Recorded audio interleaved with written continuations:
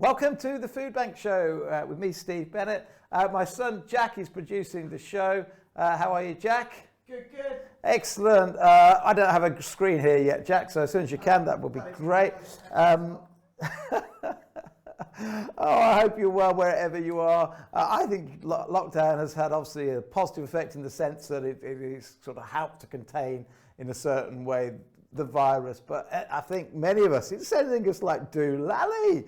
I hope you're doing well at home. I hope your relationship with food is moving in the right direction after all the shows that we've been putting out.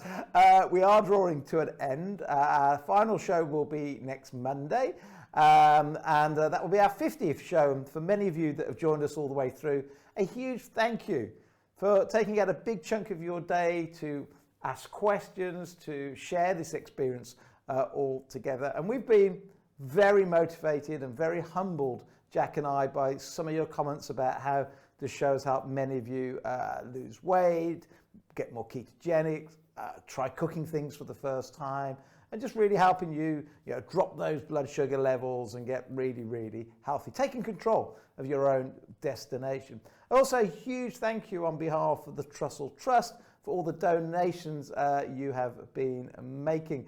My job this afternoon will be to tot up how much you've done so far and make sure that I add some more myself, because we promised that we will double everybody's donations. We'll also be looking at the text donations today and doing the same there too. And more than ever, the Trussell Trust need your help, they need my help, because what is undoubtedly a difficult time for all of us has become a really difficult time for many families across the country, especially families with young children, where maybe those young children would have in the past had school meals. Families really struggling to put food on the table every evening. And what the Trussell Trust do is they collect your donations in those collection boxes in the supermarkets. They put them into parcels, and then those families in most need in your community, they then pass it all together and give them a 3-day sort of package. And the food here on the right of the screen is the sort of foods they're looking for us all to be donating into those food boxes. And of course, on top of the food donations, they need us to make some financial donations because that's how they operate and run the Trussell Trust, with over 1,250 food banks they're operating across the UK. And they're doing a really, really good job. And they're not the only one. There are some independent food banks as well. All together, communities supporting those in need in their community. Now, as we do come towards the end, we have promised 2 big prizes, both the same prize. That's either £1,000 of free jewellery, courtesy of Gemporia, or a weekend stay in a boutique hotel in Warwickshire, when lockdown, of course, finishes, and that hotel in particular can reopen, and we'll come and have a meal with you. So one of the things we've been asking you all along is to write down the name of the food in what we call our food facts. And thank goodness we're finishing next week, because I've almost run out. Food facts, we've done most of them already. Scraping the barrel a little bit now if you want. So today's is cucumber. Now, while it is predominantly made of water, it does have some phytonutrients and some antioxidants that are pretty particular just to the cucumber. In fact, 3 of them in particular, and you can see it on the screen here, have huge benefits to our health. So while it is predominantly water, it has got some compounds that are very, very good for our health.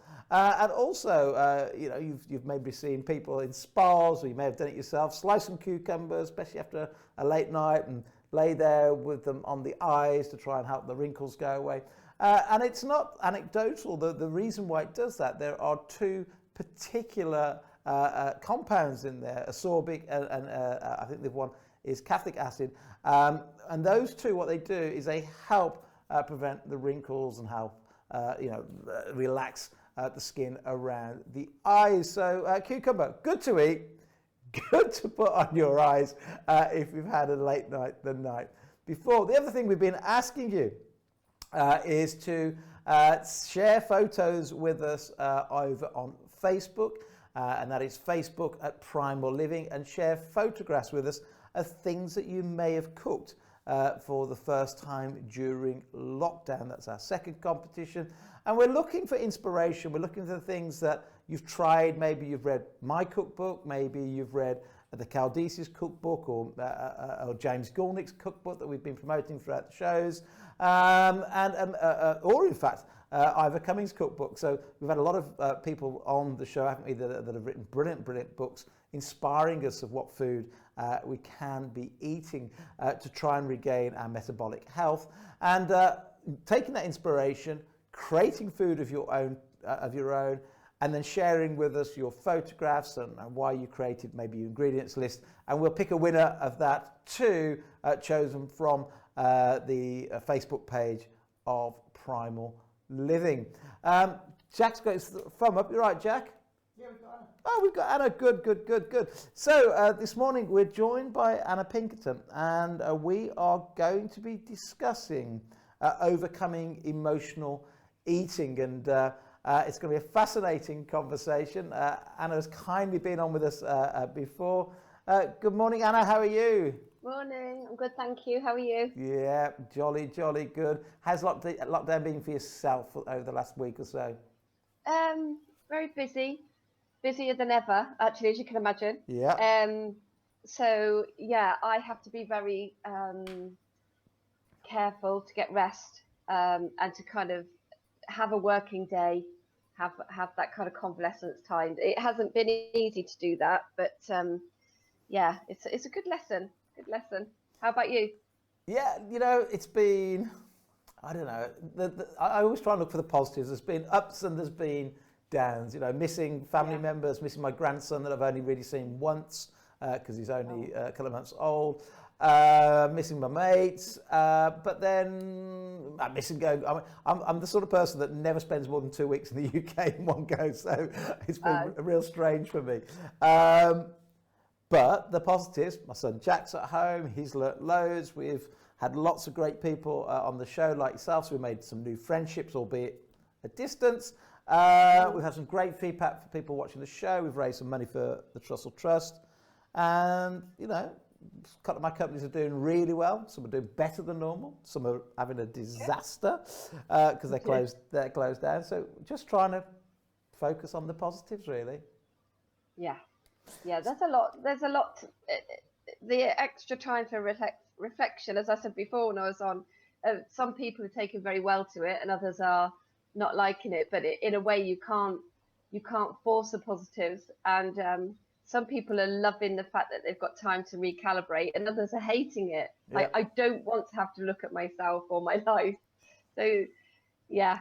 Well, I did something you recommended yesterday, which I don't think I've probably done more than once or twice in my entire life. I always go to the gym, same time, every morning, 6:30, do my exercise. And I was just so shattered yesterday, but I got there and I thought, I don't want to do this. And I remembered our conversation the other week, and I just lay on the floor, started to listen to my breathing, and I had a really lovely, peaceful half an hour reflecting on the positives of the lockdown. So good. That's brilliant. Yeah, it's I'm just having different. a cup of tea, by the way. Good. What's in yours this morning? This is just English breakfast. I have 2 a day. Oh, good. This is before I move on to my green tea and lemon water. Oh, I'm on lime water and ginger this morning. It's beautiful.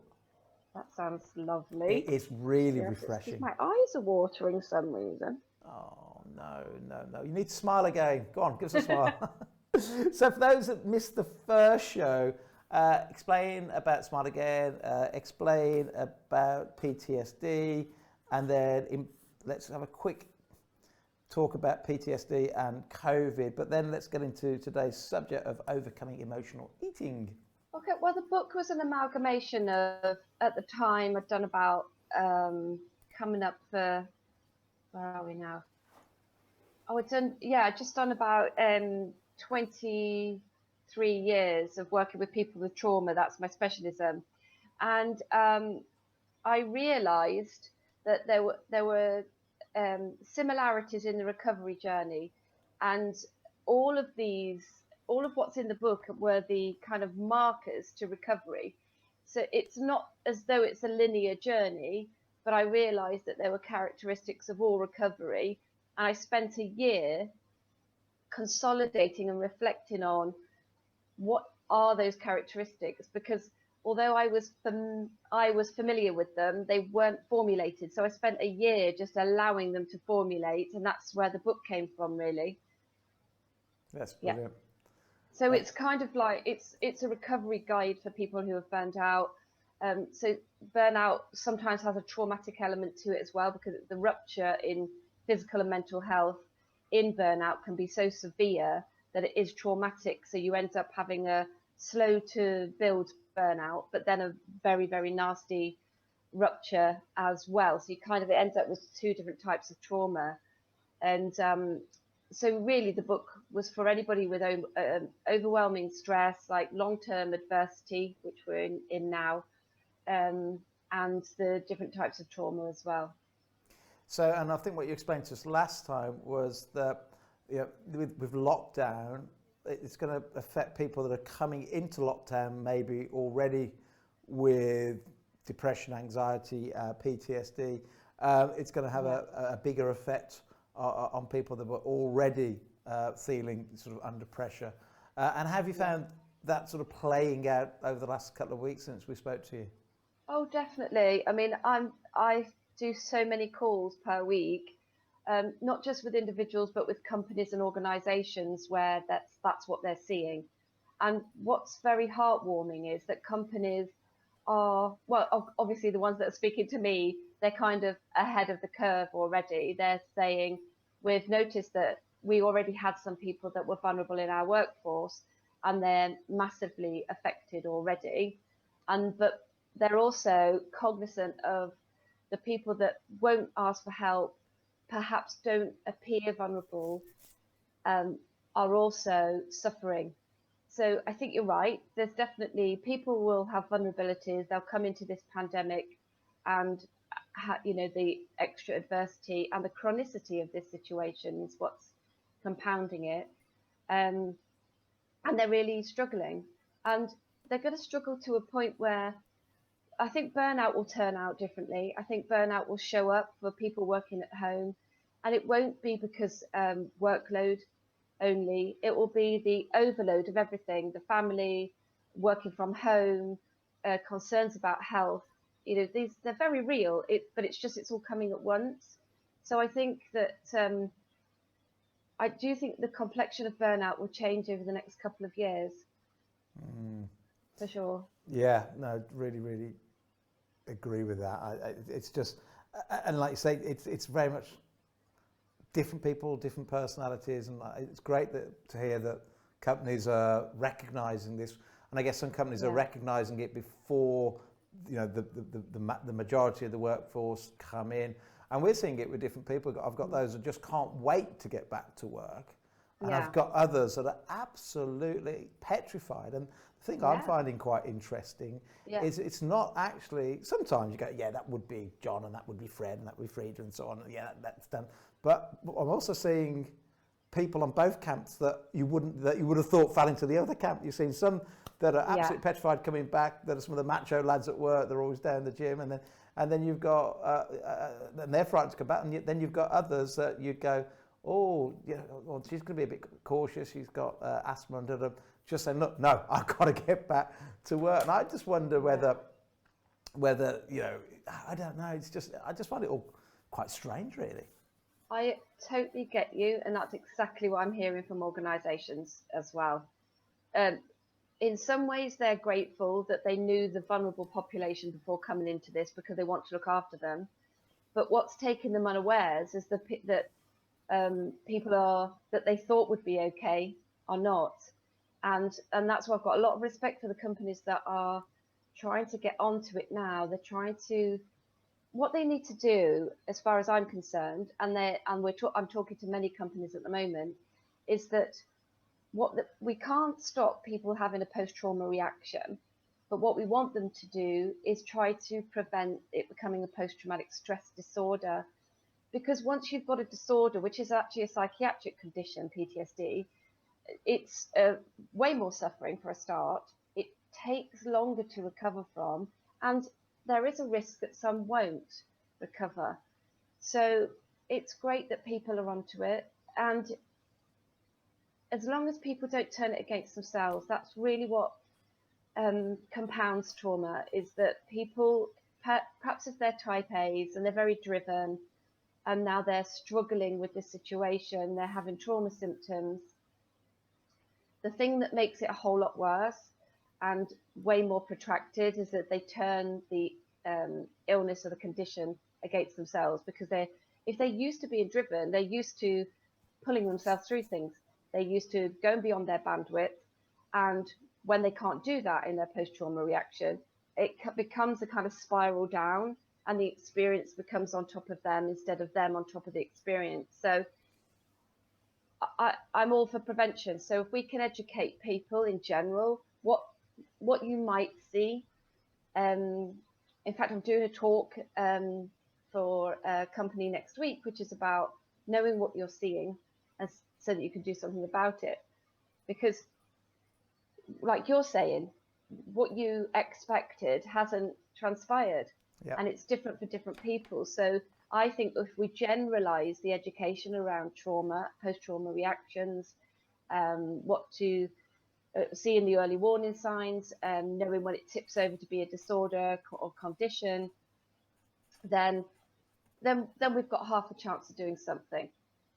And that's, it's quite normal, I would have thought, isn't it, for everybody to have, let's say COVID and lockdown was a trauma, so post-trauma effects, you could say that that's going to happen to everybody, but it's a case of spotting those where it's becoming a bit more severe and trying to prevent it from becoming then a disorder, because once it becomes a disorder, like you say, curing it then becomes much more it takes longer, it's more involved, and obviously the person's going to go through a lot more pain. So it falls on managers, bosses, directors, owners to really be connecting with their team to make sure, it's fine that we all feel a bit strange, a bit of stress, everybody, but trying to identify those where it's a little, it's starting to get more severe, and then working ways to speak to yourself and get people involved and experts involved before it becomes a proper trauma.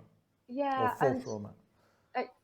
What you do in terms of trauma treatment is you presume things, which sounds a bit crazy as a psychotherapist, that you presume things, because obviously our job is not to put words in people's mouths. But in terms of trauma treatment, we do presume things. What we do is we presume symptoms, and that's because the traumatized brain can't see the wood for the trees. And if you leave people in there, then the trauma is way worse for them, because you've then got isolation. People then go into hiding, they're embarrassed or ashamed of their symptoms, and that's the last thing we want. So I think part of the prevention here is to say to your organization, your employees, you might have some of this. This might be what transpires. On the whole, people don't want to pick up trauma symptoms. So if people worry about, if you lay it out for people, they'll swing the lead, or that never. I've never experienced that. It'd be a very, very small percentage of people that would do that, because trauma symptoms are so all-encompassing as well. It would be obvious, right? Yeah. It would be obvious. So I think it would outweigh that risk to say, look, this could be how you're feeling. These could be the symptoms that are manifesting in your body. This could be the slight changing in your thinking. And that's because of the situation. It's proportionate to what's going on. If the human being feels that their reaction is disproportionate, or it's messy, and they turn it against themselves, they don't ask for help, they struggle alone, it's really, and it's always proportionate. Yeah. Right? Yeah, and I think one of the takeaway points I got from last time talking to you, because I always struggled about how do you start that conversation with an employee or a family member or a friend. I hate that thing where, because I've had it happen to me so many times, we go, oh, well, I know how you're feeling. And they go, well, you don't know how I'm feeling. And I think what you taught us last time was maybe one of the starting points is, I can see you're struggling with this a little bit, or you don't appear yourself is there anything I can do to help? So more of a, rather than Yeah. say we're on the same level here, I can see you're not being yourself. You know, what can we do to help? Is That's it. is that Yeah, along the right lines? I think so. I think that's really useful to say what you see, because it doesn't have any judgment. You're not saying, "Oh, you're weak at the moment." You're saying you don't see in yourself, so you kind of broaden it, and then you give the person the opportunity to fill in the blanks, Yeah. right? So if you broaden it to say, "Oh, you don't seem like yourself," they can say, "I'm fine," or they can say, "Yeah, I'm not quite feeling like myself." Whereas if you pin it down to something, it closes down the conversation in a way. Yeah. So I guess that's where presumption wouldn't work. Um, but if it's skilled presumption in terms of the kind of work that I do, where I'd say, well, there's these symptoms, you might have these. That's how I broaden it as a clinician. But yeah, if it's a friend or family member, say what you see, and then it has no judgment. And Yeah. also, what I said, like last time, I said you can preface it like, I might be wrong, but you don't seem like yourself. So then they could turn around and go, yeah, you are wrong, and I'm fine. Yeah. So you give them an out, because some people want to be private about how they feel, Yeah. but at the same time, there's a great majority that don't want to be private really, and that if somebody offers a helping hand, they'll take it, or they might not take it then, but they'll come back to you. Yeah, Yeah, and part of anxiety, depression, PTSD, part of that is losing faith, isn't it, in the human race and our yeah, species, and therefore just saying, you know, I'm here for you, can help.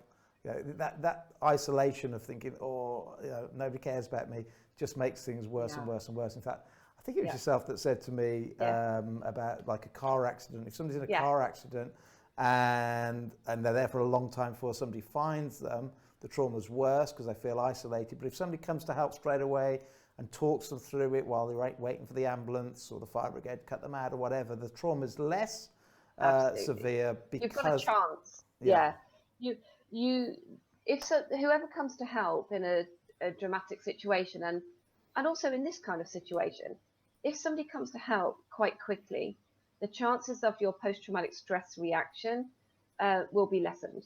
And if nobody comes to help and ignores the fact that this is long-term adversity and it's very much impacting people in different ways, and nobody comes to help and nobody acknowledges that, they lose their faith in human being, in the human race, right?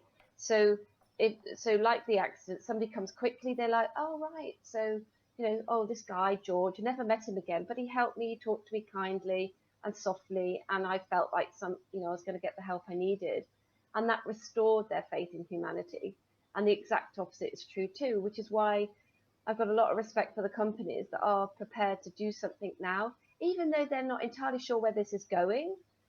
Just to even try to do something now, I think is really clever, actually, and just right on point, because they've got a chance of saving their employees from quite mass problems, really. And of course, trauma has a contagious element to it. So one sure, traumatized person in a team inadvertently can traumatize other members of that team, because the neurology affects the person next to you and the person next to them. So it makes sense in a way. It makes financial sense and organizational sense to do something, even if you're not entirely sure where it's going, yeah, but put something in place, and then allow that to be responsive and reactive. So that's I'm great working with advice. companies at the moment that, and that, obviously the companies that come to somebody like me, they're forward thinking, and they're not afraid to have a go at something. And I think that's brilliant. So I've said to them, yeah, look, we'll respond along the way. And they're like, yeah, that's absolutely fine. And also having somebody like me for 2 to 3 months means that we can respond, we can listen, respond, adjust, and that's so important. One of the biggest ills in our world actually is that we don't allow people to adjust. We don't allow ourselves to change our minds, and then we become entrenched. Yeah, That's not what we want here. We don't it, want to decide how it's going to be, and then in 6 months' time, it's all changed. I mean, somebody was a perfect example, right, with the announcement from Boris Johnson. And the clarity that we were expecting, it wasn't what we were expecting. So everybody was like flummoxed and flailing around. And, you know, there's going to be more of that, isn't there? Yeah, we were up most of the night trying to work out we shouldn't have bothered, to be quite honest, because then it came a lot more clear yesterday. But not completely clear. But there you go. Absolute brilliant. Loads of questions coming in, but I'm going to leave those questions for now. We will come and answer as many as we can in a moment. I want to turn a little bit to the relationship between PTSD, anxiety, depression, and the food decisions that we make, our relationship with food. I got a few questions I've written down for you, if you wouldn't mind. And the first one is, do we eat to feel better or relieve stress? In other words, interesting question. You see, I think my point is around, some people during lockdown, of course, have used it as an opportunity to, you know, relook at their food, their relationship with food, and, you know, and get better, you know, making healthier choices. Others that maybe are stressed or have got anxiety or, you know, are really worried about the situation, have gone the opposite way, and they're eating more of the cakes and so on and so forth. So does food, to some people, help them feel better or relieve stress? Well, it's the same thing in my mind.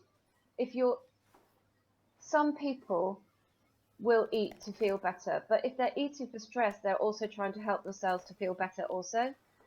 So I guess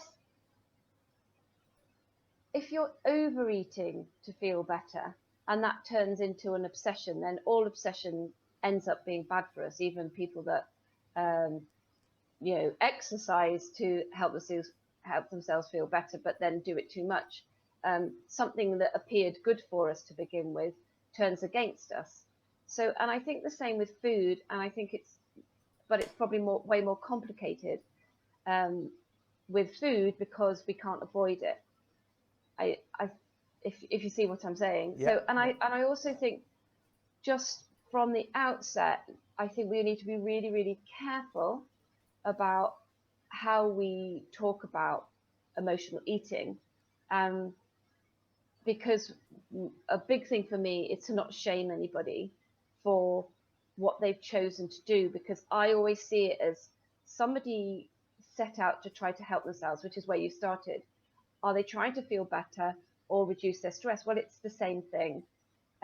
What they've done is they've used something that's nearby to alleviate a symptom that's too much for them, and that makes sense.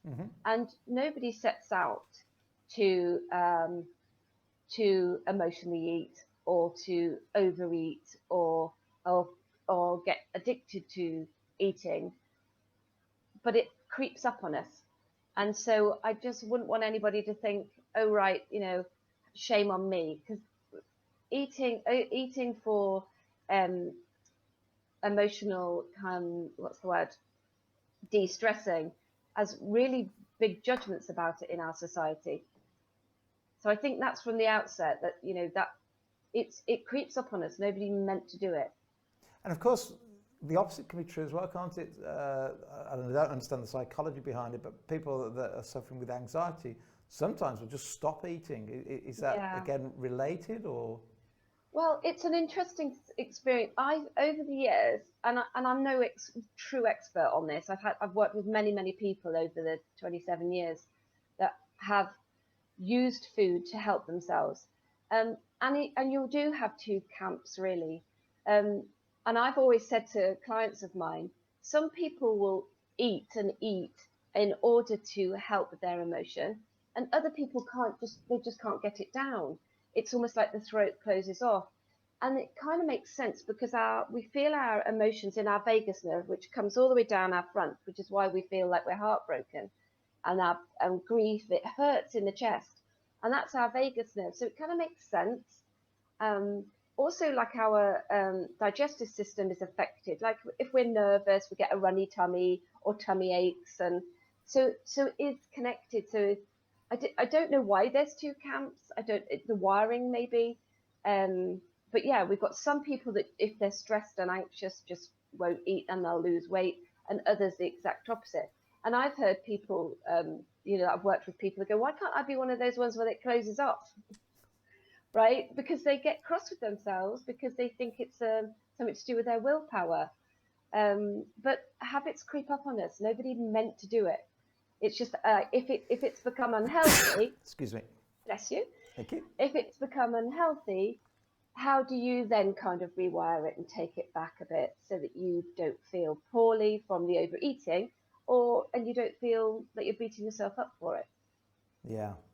That makes sense. It makes perfect sense. But I guess, and again, you don't want you don't want to add to anybody's depression or anxiety.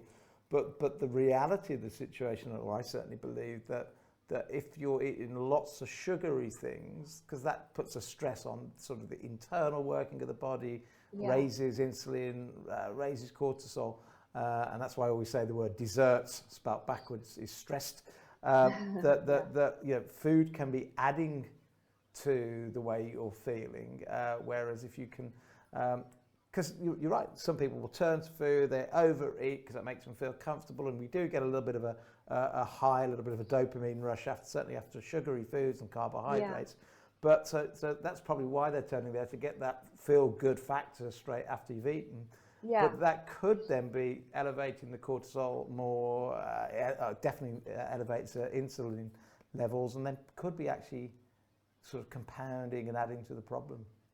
Yeah, and it's like, after the sugar or a heavy carb food, you'll be a bit sluggish, or some people just hit quite a depression actually after. And I guess it's how do you become aware of how it affects you? Mm-hmm. But just because we know we're aware of it doesn't always make us change it. And what I've said to people that this really bothers them, and it's become a health issue, I think the most powerful thing for people is they'll do something about it when they're ready. Mm-hmm. So you can't push and shove and cajole somebody into doing the emotional work, because if somebody's eating for an emotional reason, then it's the emotional reason that you've got to try to zoom in on. And of course, not everybody's ready to do that. Now, what you can do is get some help from a doctor who's an expert in dietary medicine, let's say, or nutrition, and do it that way around, like you said, because if the fuel you're taking in is toxifying you and it's making you feel worse, sometimes you can start there, and some people do. So I wouldn't be against that. But I think if you did in parallel, what's the emotional element to it for you, and it might be different for everybody, then you get double the chance to overcome it, if you see what I mean. Yeah. So yeah, I mean, being ready is so much more important than we let on, because if you think about, you hear it in families, don't you? Somebody saying to somebody, you need to lose weight, you need to get on top of that. They could do it for 20 years, but if the individual's not ready, yep, and they're not tired of it themselves, they won't do it. Yeah, no, it's a really, really good point. And also, I mean, along that same thought, and like you say, trying to step in early and seeing the early signs of somebody slipping into a depression or a disorder, is noticing changes in eating habits a sign that maybe something is going on? In other words, if you've got a family member or a close friend that always eats quite healthily, or but all of a sudden they're now change the way they're eating and what they're eating, can that sometimes be a sign that something deeper is going on? It can actually. It can manifest that way. So somebody that would eat for nutrition but then stops doing that, it could be that what they're demonstrating is that they've fallen out with themselves and they're eating rubbish because they feel rubbish. And, that can be an early sign. And I suspect we've all had times where we've done that. And I think if it's transitory, I wouldn't worry about it. But particularly if it's high sugar, it could be a sign of diabetes, or it could create the diabetes inadvertently. So again, it's one of those things, I notice you're doing this. So you don't have to judge them about it, But I think this kind of discussion is really important about well-being in general, what it's like to be human, and so that we can tease out what's within the realms of ordinary, if you like. I was going to say normal, that's not helpful. Within the realms of ordinary and proportionate manifestations of an issue to what's disproportionate and might create illness. And I think having these discussions is really, really important, because it's a way of educating us all. And I'm not sat here as the expert in a sense. Every time I talk about it, I see it slightly differently too. Yeah, absolutely. So I've got a few more questions written down, and there's some questions coming in as well. I'm not sure I understand this question, but here we go. What is an inner dialogue? How does it work? How does it contribute to our decisions? What is our inner dialogue? Okay, well, an inner dialogue is a narrative that kind of chats away in the background. So it's not entirely always subconscious. It can be the subconscious like bursting out to make an impact. But it basically is any way that you talk to yourself inside your own head. So anything that you're not saying out loud is an internal dialogue. The question sounds like it's trying to say we do have an internal narrative, and it's sometimes telling us how we feel about ourselves, how we feel about the world, and it's chuntering away, and we can't turn the dial down on it to make it stop or reduce its volume. So sometimes it gets a bit out of control and starts controlling us. I think that's where the question is coming from.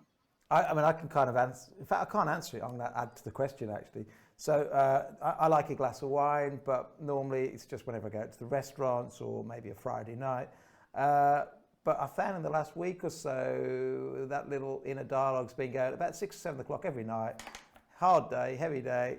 The inner dialogue's right, you can have a wine now. And it's like, well, that's not, I wouldn't normally do that. And then I find myself going, well, you don't do that, Steve, because you're primal and you're supposed to be healthy and you lecture on health all day, every day. But the little monkey in my head's been winning most nights of the last week. So You're talking to the wrong person, Steve.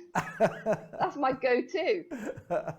Now, this is how I deal with it. So my internal narrative is, do I want that glass of wine? So I work with clients around something that I call moderation mastery.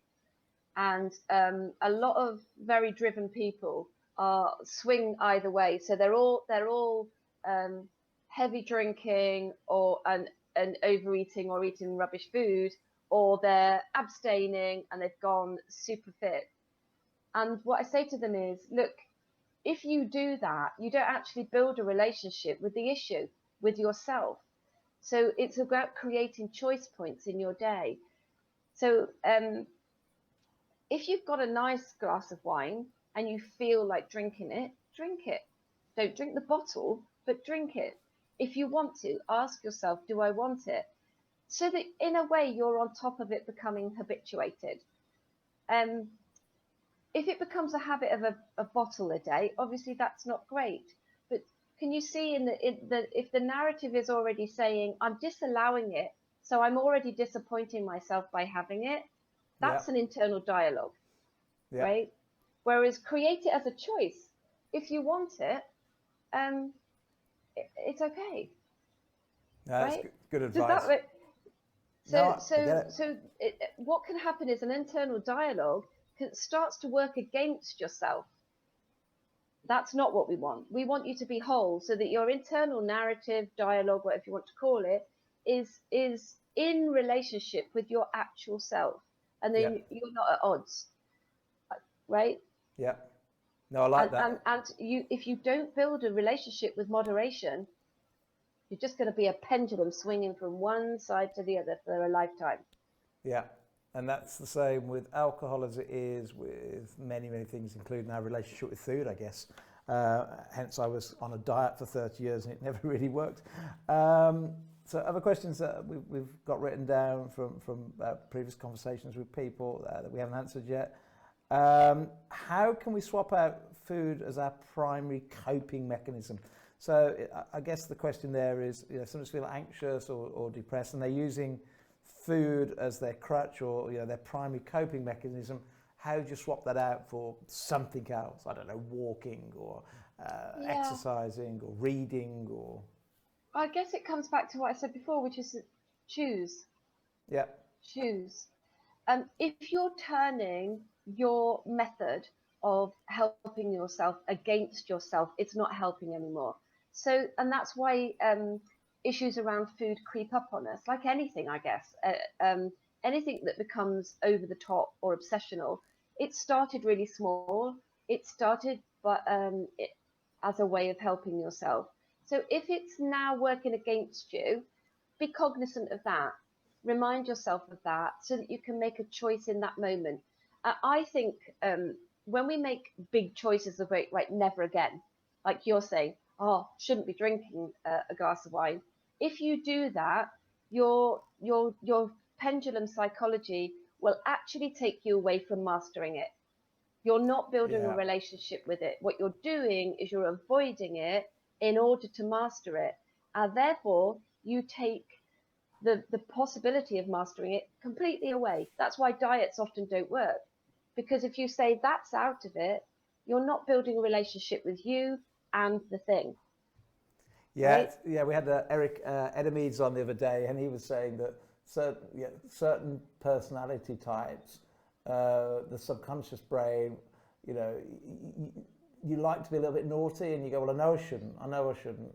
And then as soon as you say, oh, okay, I'm going to have that wine, the dopamine rush happens even before you even taste it, and therefore, what you're saying is understanding it, not so much. Don't go complete one way or the other. Understand it and try and find a way to moderate it, because if you keep saying no, and then that naughty little bit of the brain goes, oh well, I'm going to have it anyway, even though I know I shouldn't, then you lose that war. Absolutely, and an absolute no to something is not moderation. That's an extreme. Yeah. So you don't actually build relationship with it. That's why it comes down to choice. You have to be in relationship with yourself and the issue in order to have any hope in hell to deal with it.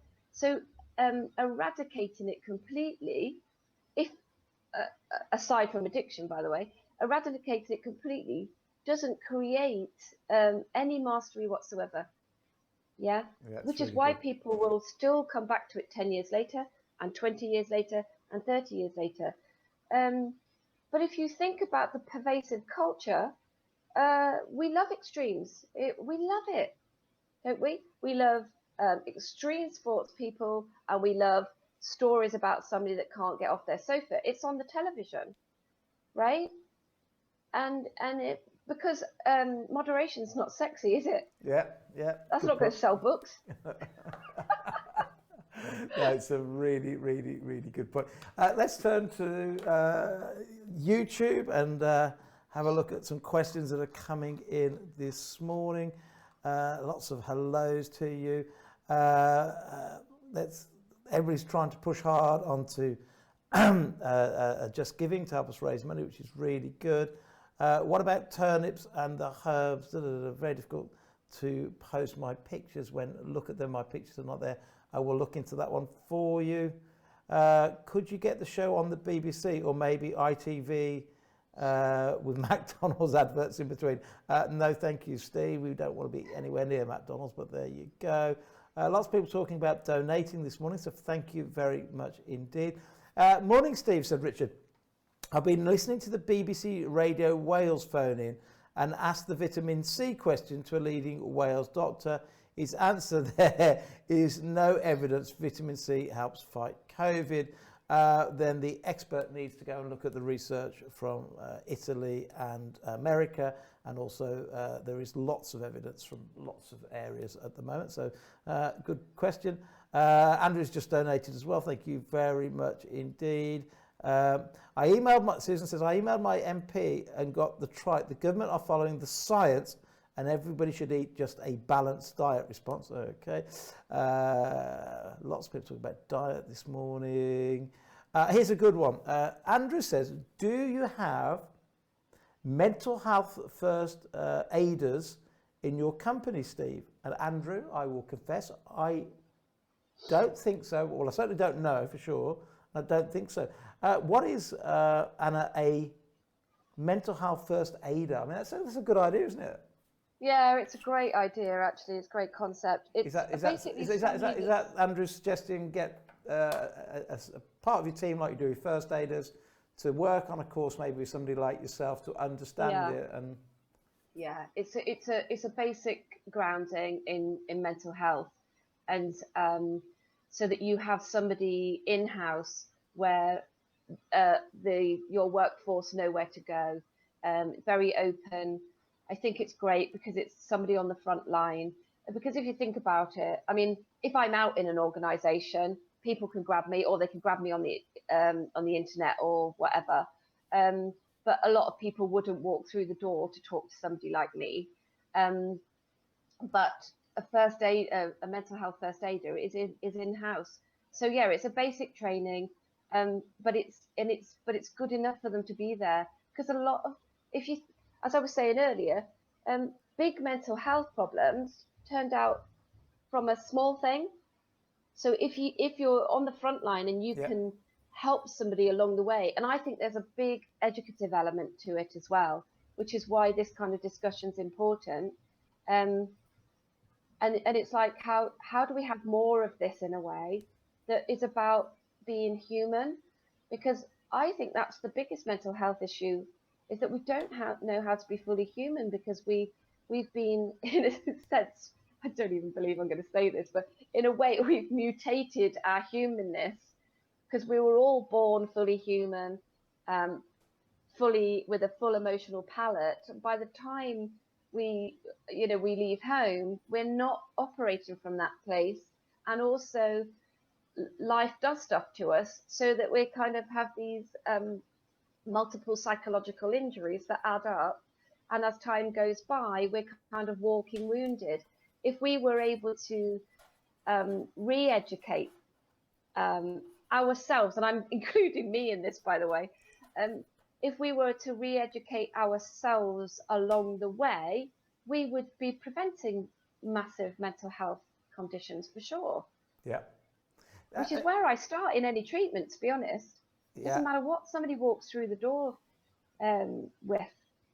It's like, how do I help that person be fully human, cognizant of their emotional life, so that they can get better? I like what you just said there. Psychological injuries, and I liked what you said earlier on as well, that use the word ordinary rather than normal, which I quite like. But his question's a really, really good question, isn't it, for companies? Should that be a frontline manager that maybe is trained in, I don't know whether I should use the word mental health or mental awareness, or spotting psychological injuries. Should that be a frontline manager, or is it better that it's somebody in the HR department? Because my question there is, if it's a frontline manager or all frontline managers, maybe somebody working for that manager doesn't want to let their manager know that they're not feeling great, and because I know a lot of people that have psychological injuries, if you like, are embarrassed about it. Not that they should be, but they just are. Yeah. Should it therefore be somebody in the HR department that takes that role in a medium-sized company? Probably not. And I tell you why. It's because people are averse to taking anything to HR. But I tell you, in the last couple of months, the people in HR that I have spoken to, the burden that they've carried and the care and consideration that they have shown is beyond what I knew. And I've got so much respect. Traditionally, people wouldn't go there. Now, that doesn't mean to say don't train them. I do think the training needs to come down from the top, but it might not be the person. I think the training is important, but they might not be the first aider. Yeah. And maybe you need more than one as well, because so that people have a choice of who they turn to. Sure. Yeah. Partly that might just be personality and temperament as well. Yeah. But it very much, in terms of I call it mental healthiness, because if we talk mental health, everybody thinks mental ill health. Some people even use mental health as a way of saying ill health. Yeah. So mental healthiness and being fully human is the bit to educate people on, and that will then filter down in any organisation. If you've got a senior exec team that don't understand it, you kind of hit the ceiling very, very quickly. And people know that kind of attitude will permeate the teams. And I mean, I've had people go, well, I know that they say that they're approachable, but they're not, or they don't understand it, so I won't go there. That, you know, people will respond to what they see, not from what they hear. So if they see that people aren't au fait with the issue, they won't take it there. So I think it's a really kind good of point. broad training, but more than one person is helpful. Really good point. On the sexes, generally speaking, do ladies prefer speaking to females, males to males, or is it, in other words, do you need a couple of females in the company that are trained in mental healthiness, a couple of gents as well, or does it not matter? I think realistically it will matter to some and not others. Okay. So I would just cover both bases. And Brilliant. because then that's true provision, isn't it? Yep. You've really thought about it. Yeah, because not one size is going to fit all. So I would say, yeah. And mental healthiness first aiders, is that a course that you provide companies? Is that a good way of, because I've got to go and pitch it to my board because I think it's a great idea. I do, but I call it different things. It depends what the company wants. Yeah, okay. You know, I don't have a product, so to speak. I tend to mold to what the company needs. Yeah, brilliant. Thank you for your advice, Anna, and thank you especially to Andrew for what was a great question. Leah says, so true, Anna. It is easier to hide as people judge, especially if physical change has happened. Easier not to show how it affects every part of life. I say it's an exit, not live life. I don't quite get that. I say it's an existence, not living life. I think what Leah's trying to say is some people tend to hide, especially if it's got a physical change as well, as it's not, a lot of people go inwards rather than outwards. Yeah. And I guess that is what happens for a lot of people. That's why lack of judgment is so important. Mm-hmm. Because the way that we feel and react towards people will help somebody have a life, or it'll make them have an existence. Yeah. And we all have a choice how to treat people. But again, that comes out of our relationship with ourselves. If we don't feel good about ourselves, we'll demean others, and we will diminish others in order to elevate ourselves. So, which is an absolute parallel pandemic, isn't it, really? The brutality of one human to another. You see that sadly in so many corporations. What else have we got? Great questions. Was going to ask that one too. A lot of people talking about food, which is good. Lots of people donating today, so thank you very much indeed. Jackie says, bless you all. Sheila says, nutritious soups can be made from chicken carcasses, beef bones, etc. with vegetables. Agreed. Bone broth is very healthy in my opinion. Susan says, most people of my, in brackets, older generation are mentally resilient. However, many of my friends are concerned over getting back out and mixing with others. Can you give some strategies, please? That's a really good question as well. Well, it's, I think, listen to the guidelines. I think as the lockdown slowly but surely lifts, and I think it is going to have to be slowly but surely, I would just keep the distance. I've said I'm tired of my own voice, really, because I've said it so often. What I couldn't understand is why people were being reckless about it, because the recklessness can hurt you, because the threat is invisible right now for most of us, right? If we're lucky enough to not had a family member or a friend affected. But the caution won't kill you. So I would just err on the caution. I think it's really important that people, if they meet at all, they meet outside and they meet 2 to 3 meters apart, and slowly work up to that. I do think the socialization is really important, and some people are suffering more than others. for sure. Yeah, no, absolutely. It's just, yeah, I'm with you. Stick with the government guidelines, keep that social distancing, and especially if it's outdoor. My advice to Sheila there would be, especially if it's outdoor, then there's a lot of evidence now that it's not travelling that much. So get out with your friends outdoor, tell them it's safe as long as you keep your distance. And there's my new little slogan here, by the way: eat real food, protect the NHS, save lives. And in fact, while that's just come up, I think Jack's just put that up, because somebody has said, can we start a new Just Giving fundraising to put billboard posters and stick them all over the country? Sheila, if I think we could raise enough cash, absolutely. Absolutely. The problem is a billboard campaign is about £120,000 for 2 weeks, and we'd have to raise a lot of dough for that. But I'm with you. If anybody's got any ideas, let's get the country eating real food, which will protect the NHS and save lives, because the elephant in the room really has always been metabolic syndrome. And Andrew has just come back with one more, and he says, this is great. He says, we have a network of MHFA, so mental health first aiders, across my company, which is great. I'm one, and we have stopped situations from turning really bad. I applaud that's Andrew there. That's perfect prevention work, isn't it? Yeah. Can't ask for more than that. Absolutely fantastic. Jack's showing me something. Go further up the queue. There's more questions, Dad. Okay. Marvella says, please talk about the connection between mental health and physical health, please, especially when a life-threatening illness appears. Ooh, that's a big question. Isn't it? It's quite interesting because I've done such a lot of work with people with trauma. And trauma, for me, is both. It's a physical and a mental condition, because anything that affects the neurological system, it's the same.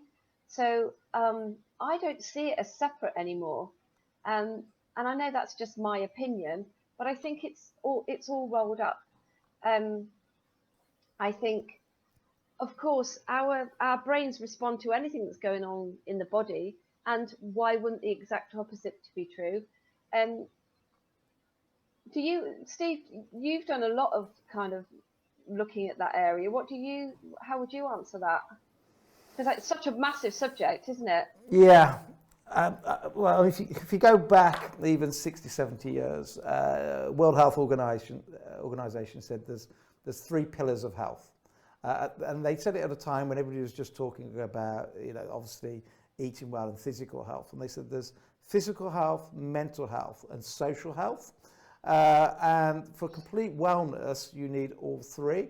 So, and I think what their point is that you have to be social to be physically well. You have to be social to be mentally well. But you have to be mentally well to be physically well. You with me? In other words, all 3 interact so importantly. Yeah. So, if, for example, you're lonely, well, it's hard to have physical health and mental health if you're lonely. So you need to find ways to go and interact with others, whether it be, via the new sort of modern ways we're all learning, Zoom and Facebook and all these different things.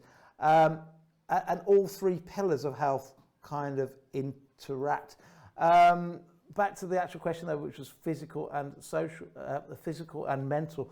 It's, if you're physically not well, then if you can't get out at all, then it's going to be really difficult to get sort of, as you put it, mental healthiness at its optimum, because if you're not out, if you're not doing any exercise, then all 3 play off each other. So my thing, and that's why I always say, if somebody's massively overweight and they're not doing any exercise, I say, well, don't worry about the exercise first. You've got to get your physical health well first, get the weight down. But then a second you feel like you've got some energy, just get outside and start walking. Because I've got this massive belief that one of the best things all round, and I don't want to downplay PTSD, anxiety, depression or anything, but one of the best things I've found after being in this area, and I've only been in this area for 5 years, nowhere near as long as yourself, is that when people start getting outdoor more, there is just something about being out in nature. You start to appreciate things more. You start to smell the roses, the flowers, the grass being cut, and all those things. And it just, I don't know, for many, many people I've spoken to, and maybe they hadn't had full-blown PTSD, but you know, with low levels of anxiety maybe or depression. It's made such a difference, just that reconnection with nature, just being out and about and walking. It also has a physiological effect and on the neurological system. So any type of walking or on a treadmill or what do you call that thingy, a cross trainer, as long as you're not going too fast, a stroll has what we call bilateral stimulation. So you stimulate the left and the right side of the brain in a kind of plodding fashion. And that's been known to reduce anxiety and stress and to dampen down the neurological system. So it actually has an effect on the system, and which I call the mind and the body. Like always saying that to clients, I talk about the system now, so that we're not splitting one or the other. Yep. So walking for that reason, it is affecting the neurological system. It is a real tangible thing, and that's where the trauma treatment EMDR came from. Was that this, I can't remember her name now, Shapiro, that's her name. She was in she's south of San Francisco, and she was walking through the woods with the sun coming through the dappled leaves, and she was very, very anxious, very poorly, and found that she started to relax. So it wasn't simply just being in nature, which is also great. I think that's fantastic. But it was this bilateral stimulation of the brain calmed the system down. And so that's why at home we can do that too. So steady drawing from one side of the page to the other, even just looking across a room like that can actually calm the system down. So that's why, you know, you're onto something and it's very real. Yeah, and I like that strolling helps with the bilateral simulation. The other thing it does as well, stimulation, not simulation, sorry. The other thing it does as well is it creates nitrous oxide. Nitrous oxide, when it's inside the endothelium, which is the artery walls, makes them relax. And therefore, if you're stressed, if you've got anxiety, getting out and walking. And Aristotle taught us this. Oh, no, it didn't. Hippocrates, 2,000 years ago. You know, walking is a man's best medicine. So literally, the bilateral stimulation you're talking about and the creation of nitrous oxide, relaxing our blood vessels, de-stressing, just trying to get out and walk is something everybody should try and do the second that they regain, you know, their health. Absolutely. I mean, I'm a big believer in it. I walk an hour a day if I can. If I can't, then it's half an hour. I make sure I'm out. And I think at the moment, well, what people are saying to me is it's making them feel part of something. So when they're all at home and they're left with themselves, there's no distraction. But on the other hand, when they go out, they feel part of the world and they feel part of something. And they feel less isolated, even if they're walking on their own. And I think I've noticed people are just saying hello, even if it's from afar. Yep, that's lovely. That community spirit, I think, is stronger now than it's been for such a long time. Anna, we've gone over again. Thank you again. That's fine. Thank you very, very, very much. It's just been fascinating speaking to you. I'm definitely going to connect you with my board because I think I love the idea that that we had posted earlier on about you know, having mental healthiness first aiders, healthiness first aiders. It's an absolutely fantastic idea. And maybe I'll see you around my organisation at some stage in the future. That'd be good. We'll speak again, I'm sure. Thank you very much. That was the lovely Anna. Wasn't she absolutely fantastic? I learned a lot there. I'd never thought before about mental healthiness first aiders within a company, but it's certainly coming out of COVID, I think it sounds a real logical thing to be doing. Please tell all your friends about the show. If you can, do a little share below. That would be great. And share with your loved ones. I love the idea about funding somehow a campaign to put those posters up around the country. Let me have a little think about that one. And if you can, set the little notification bell so you know about all our videos that are coming up in the future, because we'd hate to lose touch with you all. Obviously, when our last show goes out next Monday, We still always, certainly on YouTube, put new cooking videos up at least once or twice a week. We do a weekly podcast, Fat and Furious, with some great guests from around the world. Guests that are chefs, from doctors to nutritionists to psychotherapists. I mean, literally, they're all very diverse, but they're all about trying to live healthy and happier. So anything you can do, if you wouldn't mind, spread the word about this channel, Primal Living channel, and also making sure you don't miss out would be fantastic. Until tomorrow, take care, stay safe. If you can get out and do some walking, I'm sure you'll feel really great.